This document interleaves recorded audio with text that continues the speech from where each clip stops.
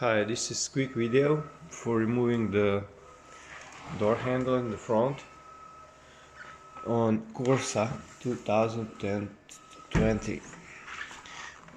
This is already pre-assembled, so it's easier and shorter video.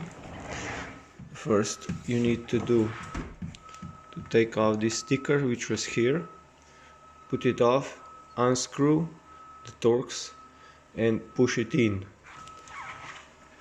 Then you can take out this key and put it in and pull it straight backwards. Then you can open this, and this is where the trouble begins. You can't take out this because it's on the wire, so you need to deassemble everything here. The inner panel, just a second. You need to remove everything here.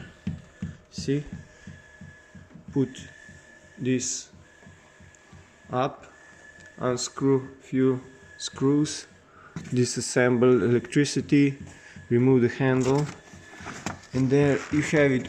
Here the back, it's the connector. You need to go here with your hand and disconnect it. You need to put the windshield up so you can access it. Okay, well, this is the main thing, and I hope it helps somebody. We made a wrap, so we need to remove it. Thanks, guys.